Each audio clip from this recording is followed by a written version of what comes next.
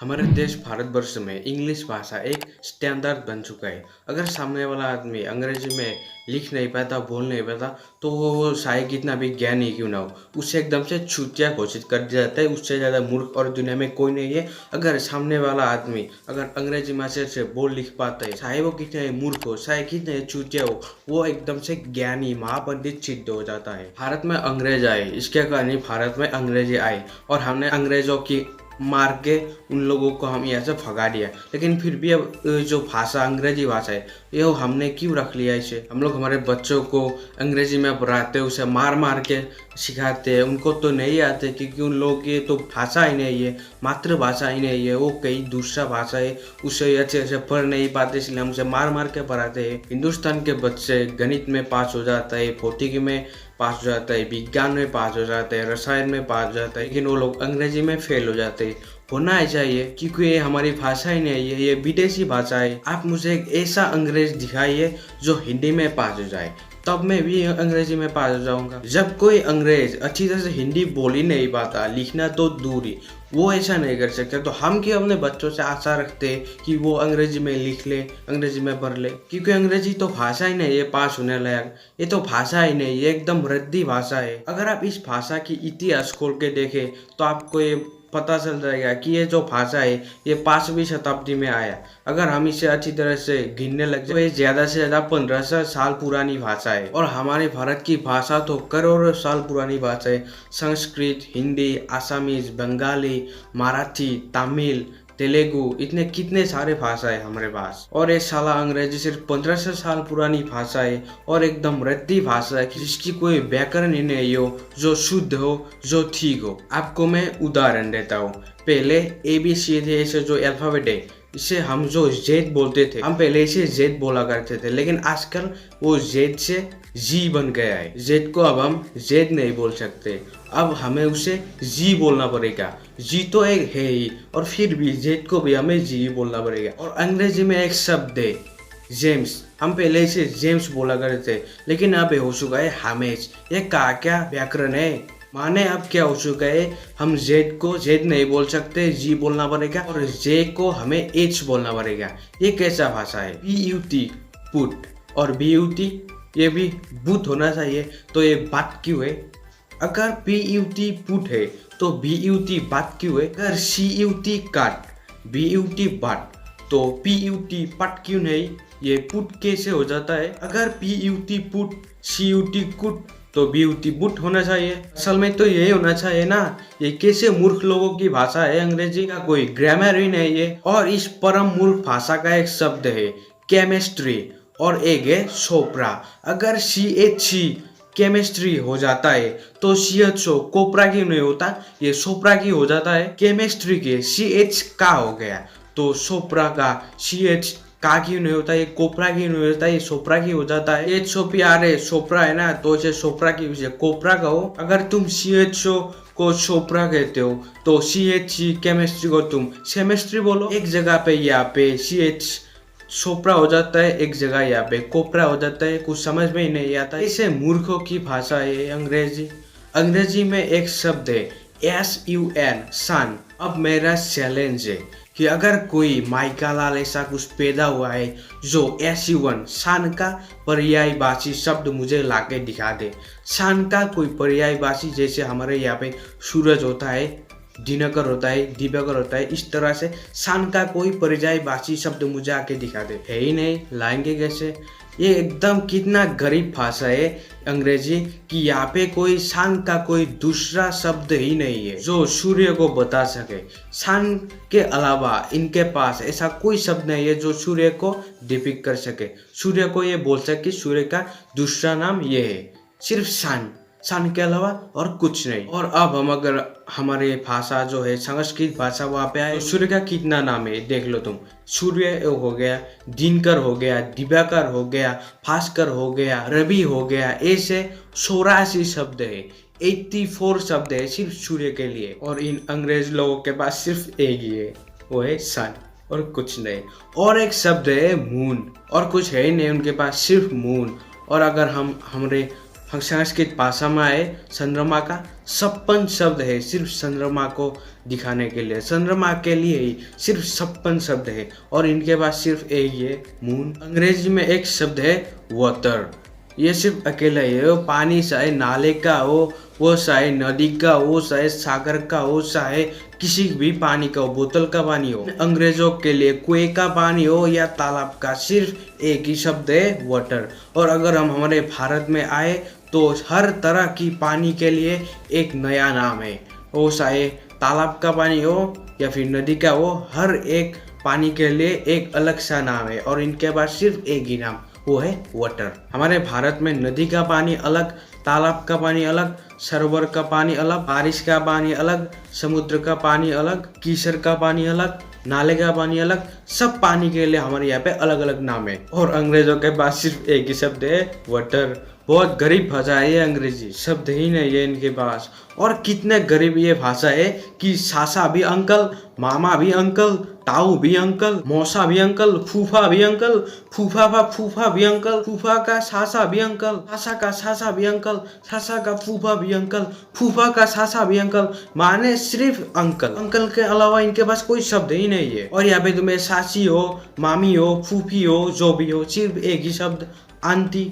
Aunty के अलावा इनके पास कोई शब्द ही नहीं है। तो कितना मूर्ख है कि हम इन अंग्रेजी भाषा में हम पढ़ रहे हैं, हमारी अकल तो मारी गई है। हमारे देश में ना जितने अंग्रेजी पढ़ गए उनकी तो अकल मारी गई, और जिन लोगों ने अभी तक अंग्रेजी नहीं पढ़ी है उनकी अकल ठीक है। मैं कभी कभी अंग्रेजी पढ़े लिखे आदमियों के घर जाता हूँ और मुझे उन लोगों को देखकर इतना हंसी आती है कि कितना मूर्ख प्रतीत होता है वो लोग का। मैं आप लोगों को उदाहरण देता हूँ। वो परिवार ना कि हिंदुस्तानी है और ना कि अंग्रेजी है, वो एक बीच का खिचड़ी बन के रह जाता है। जब मैं किसी के घर जाता हूँ तो उनका नाम होता है, पिता का नाम होता है रामचंद्र, माता का नाम होता है सीता देवी और बच्चे का नाम होता है टिंकू। और किसी किसी के घर में पिता का नाम होता है शंकर और माता का नाम होता है अहिल्या। तो उन लोगों की जो बेटा होता है उसका नाम होता है तुम्हें जस्टिन। मुझे हंसी आती है कि राम और सीता के बीच में ये टिंकू कहाँ से आ गया, ये शंकर और अहिल्या के बीच में जस्टिन कहाँ से पैदा हो गया। और कितने मूर्ख लोग हैं कि जब मैं उनको पूछता हूँ कि टिंकू नाम का अर्थ क्या है,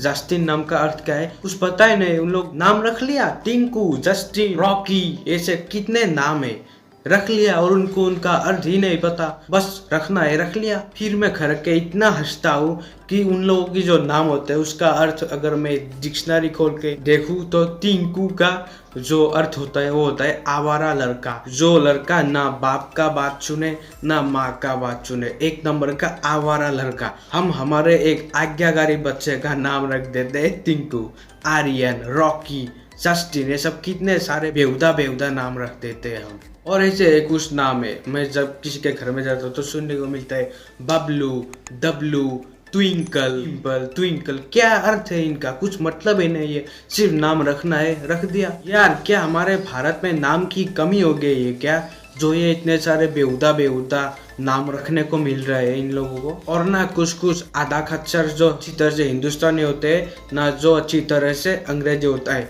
वो इम्प्रेशन छाड़ने के लिए माने रौब जमाने के लिए उन लोग अंग्रेजी छाड़ते हैं। भले उन लोगों को अच्छी तरह से नहीं आती, उन लोगों को उसका अर्थ भी नहीं मालूम होता, लेकिन वो लोग रौब जमाने के लिए, इम्प्रेशन जमाने के लिए वो लोग क्या करते हैं, वो लोग अंग्रेजी झाड़ने लगते हैं। भले ही उनका जो अंग्रेजी हो गलत सलत हो, लेकिन वो हिंदी में भी बोल सकता है, लेकिन बोलेगा इंग्लिश में ताकि इम्प्रेशन बढ़े, रौब जमे। वो लोग क्या कहते हैं, hey Rishikesh, she is my missus. अब मैं उनसे पूछता हूँ, really she is your missus? उनको नहीं पता कि मिसेस का अर्थ क्या होता है, उसको बस बोलना होता है, वो बोल देता है। क्या आप जानते हैं मिसेस का जो असली अर्थ होता है वो क्या होता है? हर देश की अपनी सभ्यता होती है और अपनी संस्कृति होती है, और ऐसे ही अपनी सभ्यता और संस्कृति से ऐसे कुछ शब्द निकलते हैं जो सिर्फ उन्हीं देशों में जचता है, ना कि दूसरी देशों में। तो इसलिए अपने देश से निकले हुआ शब्द का भी कुछ अपना ही संस्कृति होता है, कुछ अपना इतिहास होता है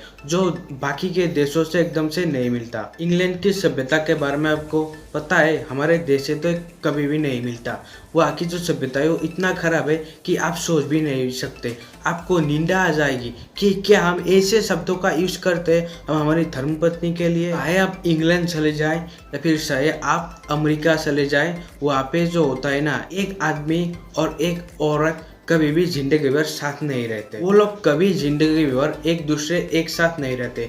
वो लोग बदलते रहते अपने खुशी के मुताबिक। वो लोग अपने पार्टनर को बदलते रहते, जैसे हम लोग कपड़े को बदलते हैं ना, कि आज ये थोड़ा सा खराब हो गया, इसे हम बदल देते, दूसरा ले आते हैं, उसे पहन लेते हैं। इस तरह से वो लोग अपने लाइफ पार्टनर्स को बदलते। इसके साथ काम हो गया तो उसे छोड़ देते, नया लाते, उसके साथ भी कुछ दिन रहते, काम वाम करते, उसके बाद उसे छोड़ देते और नया लाते हैं। ऐसे ही चलता रहता है उन लोगों के पास। वहाँ पे एक पुरुष की 20 स्त्रियाँ हो सकती है, 50 स्त्रियाँ हो सकती है, और वहाँ पे एक स्त्री की भी 20 पुरुष हो सकते हैं, 20 क्या 100 1000 भी हो सकते हैं पुरुष।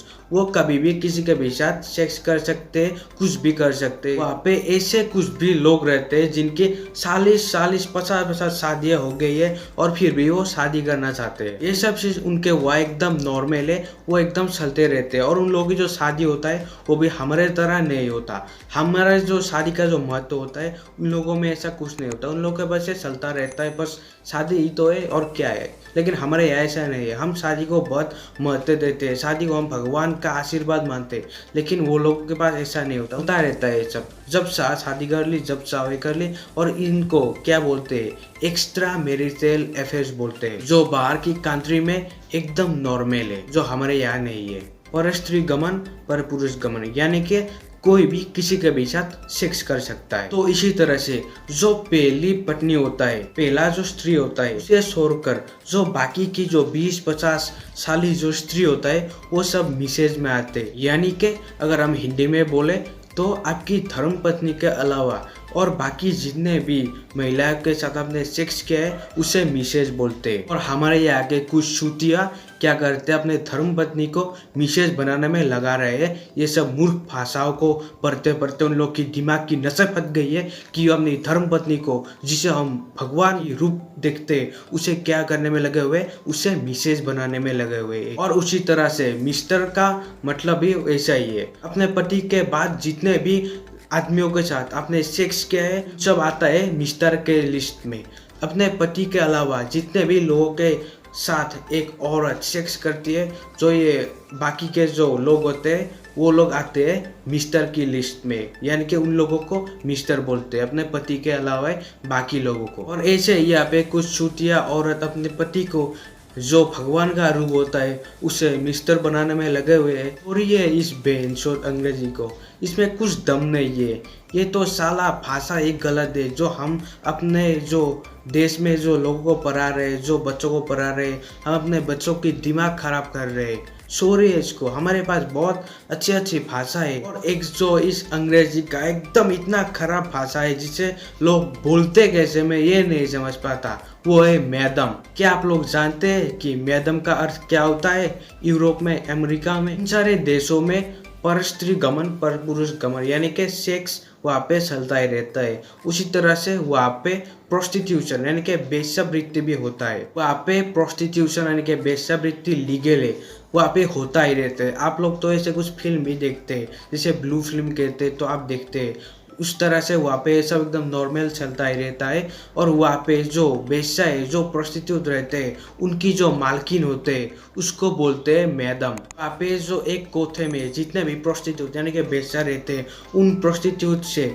जो एकदम से बेस्ट प्रोस्टिट्यूट होता है, जो एकदम लीडर होता है उन सब का, जो एकदम बेस्ट होता है, उसको बोलते हैं मैडम। या हमारे हिंदुस्तान में ऐसे कितने छुटिया लोग हैं कि अपने बहन को बोल देते हैं मैडम, अपने दीदी को बोल देते हैं मैडम। उन लोगों की इतना नस फटे हुए सर की धर्मपत्नी को बोलते कि ओ मैडम इधर आओ।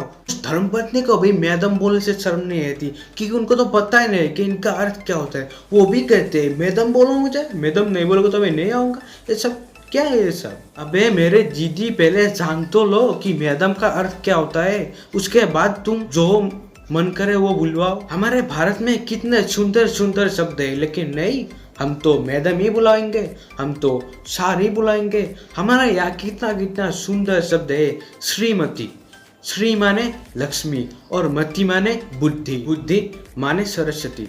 जहाँ लक्ष्मी और सरस्वती एक जगह विराज करते हैं श्रीमती में, उसे हम क्या कह रहे हैं, उसे हम मिसेस कह रहे हैं। जहाँ पे लक्ष्मी सरस्वती का आवाज होता है श्रीमती, उसे ठुकरा के हम मिसेस को अपना रहे हैं। ऐसे कुछ मूर्खाधिपति सत्यानाशकारियों ने हमारे देश में अंग्रेजी को लाके हमारे देश को खराब कर दिया, हमारे देश का बेड़ा गर्क कर दिया उन मादर शोधों ने। पहले हमारे देश को नष्ट किया इस अंग्रेज भाषा ने, और उसके बाद किया इन अंग्रेज भाषा बोलने वाली इन लोग सूतियों ने। मेरा आप लोगों से प्रार्थना है कि आप मत फंसिए इस सूतिया भाषा में। और आजकल ऐसे अंग्रेजों की संख्या भारत में इतना बढ़ चुका है जो हिंदुस्तानी ही नहीं है, जो अच्छी तरह से अंग्रेजी नहीं है, खिसरी है, एक नंबर का कच्चा है। ये लोग क्या करते हैं, पहले हम क्या करते हैं, हम पहले जन्मदिन मनाते थे, लेकिन अब क्या हो गया कि ये लोग अब जन्मदिन भी नहीं बोलते, ये लोग क्या बोलते हैं, बर्थडे बोलते हैं। और उसके साथ क्या करते हैं, हम सब पहले थे, हम क्या करते थे, जन्मदिन में हम मंदिर जाते थे, हम अपने घर में ही, अगर मंदिर दूर है तो हम अपने घर में ही भगवान के सामने सर झुकाते थे, उनसे हम पूजा करते थे, हमारे लंबी आयु की प्रार्थना करते और आगे के लिए हम भगवान से आशीर्वाद लेते, आने वाले दिन हमारे जिंदगी में सुख शांति से भरा रहे, हम ऐसा करते हैं। लेकिन आजकल क्या होता है, आजकल क्या करते हैं, केक लाते हैं, केक के अंदर मोमबत्ती लगाते हैं और उसे फूंक देते हैं ताकि वो जो बच्चे उनकी जिंदगी अंधकार में हो जाए, वो जल्दी जल्दी मर जाए। ऐसा करते हैं, क्या करते हैं, एक केक लाते हैं, वहाँ पे मोमबत्ती लाते हैं, उसे फूंक देते हैं, उसके बाद केक काटते हैं और लोगों को खिलाते हैं। हम क्या कर रहे हैं, सब भगवान को हम आजकल पूजना बंद कर दिया है, हम लोग अंग्रेजों की नकल करने लगे। और हाल ही में हुई एक स्टडी में साइंटिस्ट को ये पता चला कि आप जो केक के अंदर जो मोमबत्ती लगाते हैं, उस मोमबत्ती के कारण उस केक के अंदर कई बिलियन बैक्टीरिया वायरस है ना, ये सब वहाँ पे केक में आ जाते हैं, उस केक जहरीला बन जाते हैं और उस जहरीले केक को हम काटते हैं, उसे खिलाते हैं और हम बीमार पड़ जाते हैं। हम लोग पहले हमारे घर में गाय रखते थे, भैंस रखते थे, बकरियां रखते थे, हम उसे अपने पथार में या फिर कहीं पे हम सराहने जाते थे। लेकिन आजकल क्या हो गया है, उस बकरी का, उस गाय का, उस भैंस का स्थान ले लिया है बिल्लियों ने और कुत्तों ने। आजकल हमें कुत्तों को रास्ते से चल के सराहने जाने में हमें स्टैंडर्ड आती है, हम उत्तम दिखते हैं, और अगर हम गाय को ऐसे चरने जाए तो हम निचले दर का आदमी बन जाते हैं। क्या चल रहा है ये सब। और मैं जब कभी कभी अंग्रेजी छाड़ने वालों की जब मैं घर में जाता हूँ तो वो लोग क्या बोलते हैं, बच्चे से बोलते हैं कि बेटा तुम्हारे ब्रदर आया है, उसे एक अंग्रेजी पोएम तो सुना के दिखाओ। तो मैं सबसे पहले बोलता हूँ कि देख भाई, मैं तेरा ब्रदर नहीं हूँ, तू मेरे को कुछ भी बुला ले, तू मेरे को सासा ही बुला ले, मैं संतुष्ट हो जाऊंगा। तू मुझे भाई बोल ले, जो मर्जी, तू मेरे को दादा भी बोल सकते, इसमें तेरा ही फायदा है, इसमें मेरा भी फायदा है। इसमें मैं मामा बनूं या दादा बनूं या सासा बनूं या भाई, इसमें मेरा भी फायदा है, क्योंकि अदर में तो कुछ ऐसा नहीं है। तो मैं उनकी माता पिता से बोलता हूँ कि सासी, आप ये जो अपने बच्चे को बोल रहे हो कि पोएम सुनाओ, आप उसे ये क्यों नहीं बोलते कि कोई कविता सुनाओ। उन बेचारे को तो कुछ पता ही नहीं है, कविता उन लोगों को लगता है कविता अलग होता है, पोएम अलग होता है, और वो बच्चे साबी रहने वाली फुट लगी टेप रिकॉर्डिंग की तरह चालू हो जाता है। Rain rain go away, come again another day, little baby wants to play. अब मैं उस बच्चे से पूछता हूँ कि देखो बेटा, क्या तुम्हें इसका अर्थ मालूम है? तो बोलता है नहीं मालूम। किसने सिखाया तुम्हें? तो वो बोलते मम्मा ने सिखाया।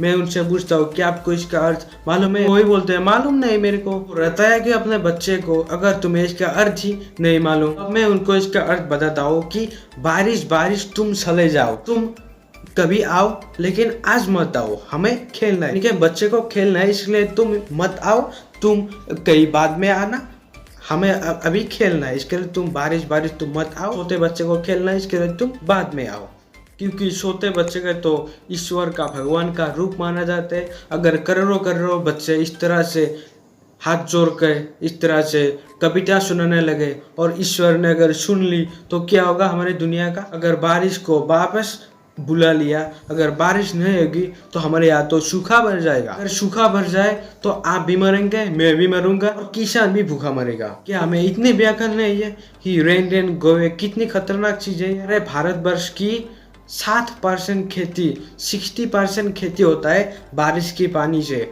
और बाकी जो 40% होता है, जो 40% जो खेती होते हैं वो होता है सिंचाई से, जो कि 7% बारिश से हमारे यहाँ की खेती होते हैं। तो हम अपने बच्चों को रेन रेन गो अवे क्यों सिखा रहे हैं? हम उन लोगों को बारिश बारिश तुम आ जाओ ऐसा कविता हम क्यों नहीं सिखाते हम अपने बच्चे को? लेकिन वो कविता सिर्फ मातृभाषा में हो सकता है, अंग्रेजी में नहीं हो सकता। हमारे भारत की कविता होता है बारिश को भुलाने वाली, और इंग्लैंड की कविता होता है बारिश को भगाने वाली, क्योंकि वहाँ पे हर टाइम मौसम खराब रहता है, वहाँ पे कभी भी बारिश हो जाता है। वर्ल्ड कप तो देखेगा इस बार जो इंग्लैंड में होता है, कितना बारिश होता है इस बार। इंडिया हार गया इसलिए बारिश होने के कारण, इसलिए वहाँ का बच्चा बोलते हैं कि रेन रेन गो अवे, क्योंकि बारिश का कोई भरोसा नहीं है। हिंदू भाइयों, शेर बनो, जवाब दो।